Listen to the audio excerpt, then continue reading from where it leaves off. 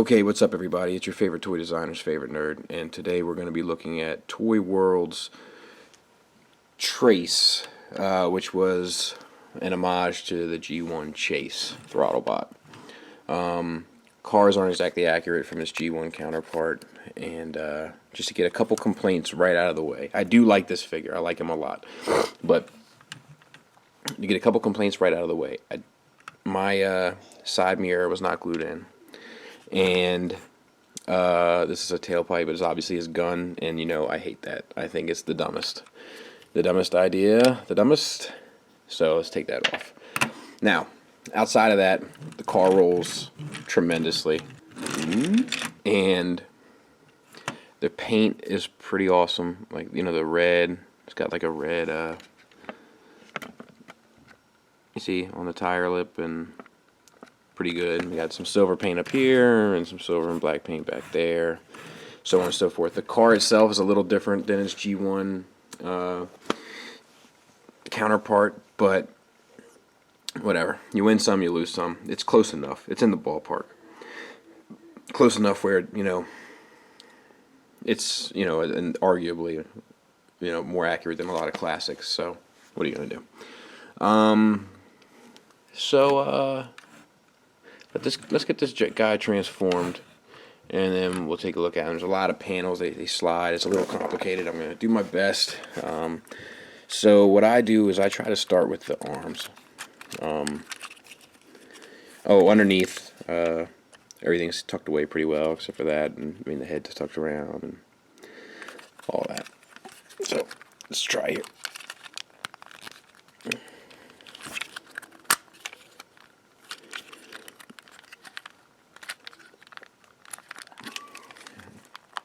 Everything, the tolerances are really tight, so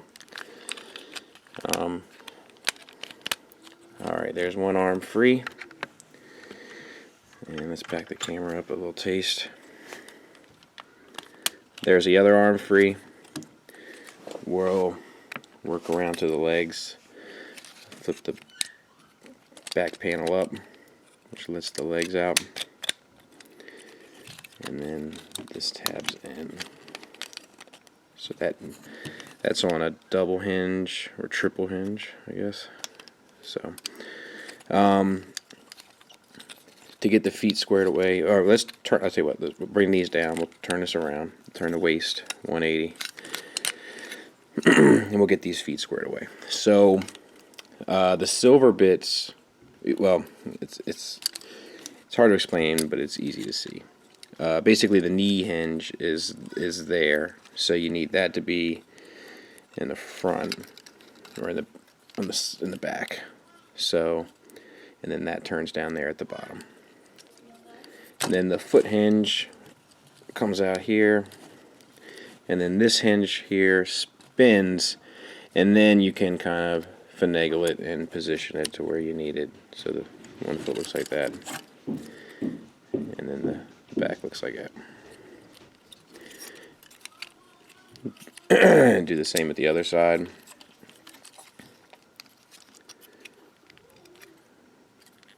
Turn, turn, foot out, hinge back, and now you've got the legs done. So let me reposition the camera and we'll do the top part. Okay, so the top part is all about panels sliding and so forth. Let's try to get the arms situated. So these pull out, and then the hands flip up just like every Transformer ever. Out, and then hands up. And then these are kind of interesting. So, you know, it's not something you see every day, but they're on this peg that slides forward and backward. And in order to hide a lot of the kibble, you got to push it kind of as far in as you can. I'm even going to get the gun to, because the gun's not good for much else. And then turn it. Now, they have it, I've seen it a couple of different ways. I like it like that. Not that I aesthetically like it like that, I just think it does the best job of hiding the kibble. So, other arm, same thing.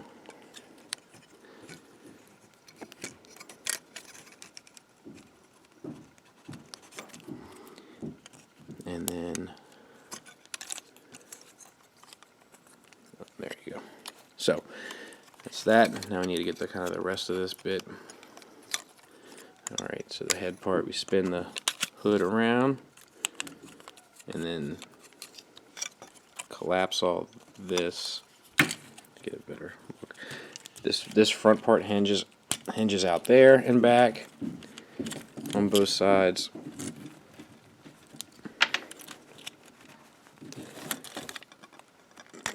Hinges back there, and then spins around,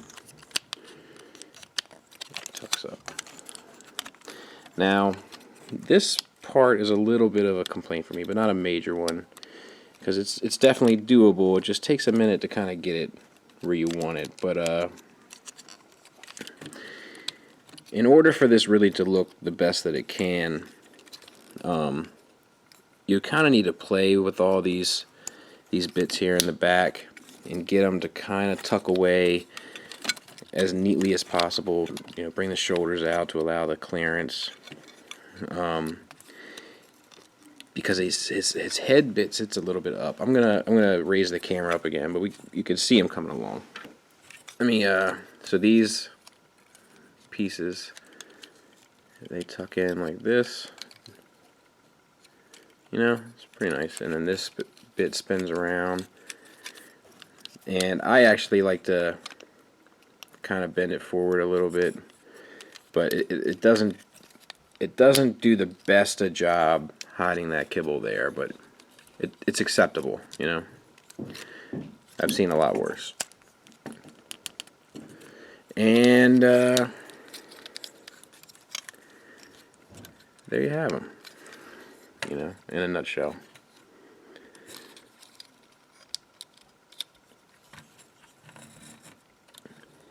Pretty cool.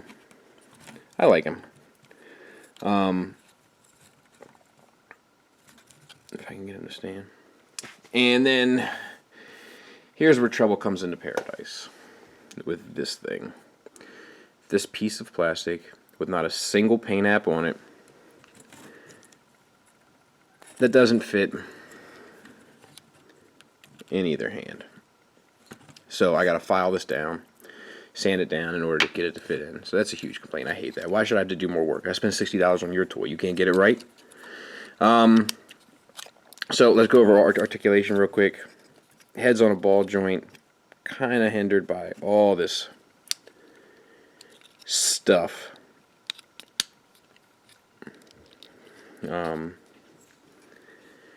Arms, ball joint, you can see them in there. Bicep swivel.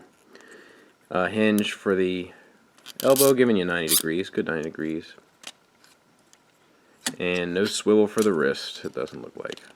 Let me make sure. No, negative. So, let's see if I can I wish this would snap in. Maybe I'm doing something wrong. So same on the other arm. We got a waist swivel. We got a hinge. That's bizarre. Hinge for hips. You don't. Pardon my phone. Turn that off. Hinge for hips. Thigh swivel. Knee. Get you 90. Pretty just about 90 degrees. And then the ankles are really unique because you got the kind of the front bit of the foot that's on a ball joint and the back bit that's on a ball joint, and they can kind of tilt out here, so you can get them in a lot of poses if you take your time with them.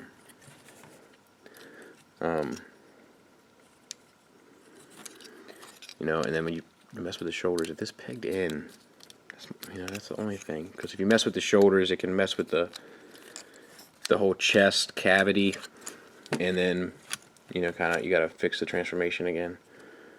But yeah, he's pretty cool.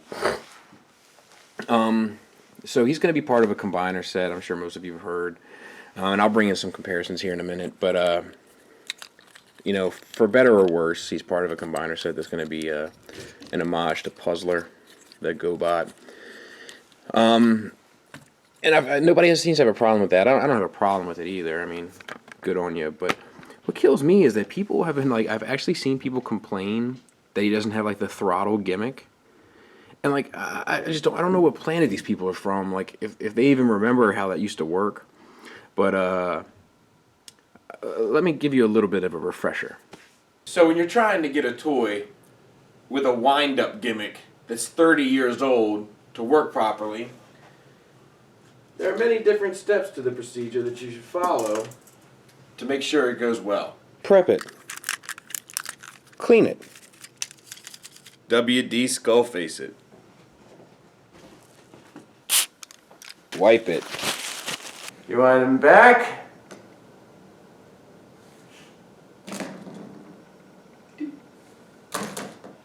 So we're back, and just to pair him off with his other Toyworld Throttlebot brethren, you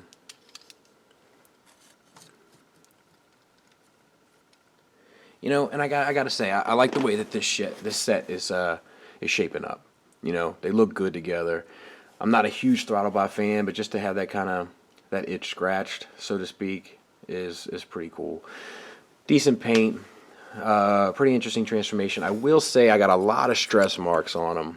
I've got a lot of stress marks on them. I'm not going to be able to find any at the moment. But I've transformed them a handful of times, and nothing has seemed to have gotten any worse. So I don't know if it was kind of an initial thing, and now it's kind of found its happy place. But I definitely recommend them, especially if you have the other set. Let me see if I can get some less intense lighting. And he's very red. He's showing up a little orange on my camera. I'm not sure he's going to show up on the video, but he's very red, so don't let that concern you. And he looks good. I'm happy with him. A lot of fun. He's an interesting transformation. He's good to go. So anyway, as always, thanks for listening. Thanks for watching. Till next time, take care. All right. So you got him. Wind him back.